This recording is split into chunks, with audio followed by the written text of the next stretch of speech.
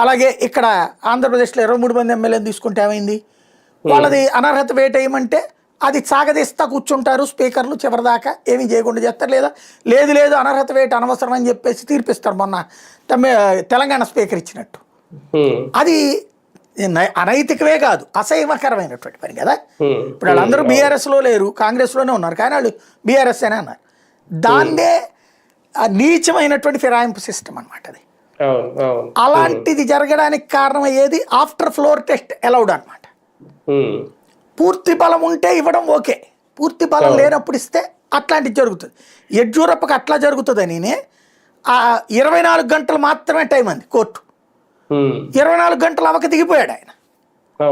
ఇప్పుడు ఉపన్యాసాలు చెప్తున్న కాంగ్రెస్ ఉంది కదా, కాంగ్రెస్ కేంద్రంలో అధికారంలో ఉన్నప్పుడు ఢిల్లీలో భారతీయ జనతా పార్టీ 32 సీట్లు ఉంది, దానికి 64 అక్కడ కావాల్సింది.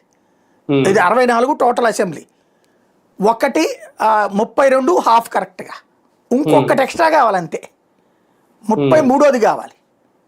కాంగ్రెస్ పార్టీకి అప్పుడు ఒక 5 వచ్చినాయి, వీళ్ళకి 27 ఉన్నాయి. ఎవరు ఆమ్ ఆద్మీ పార్టీకి. అక్కడ వీళ్ళిద్దరూ కలిపి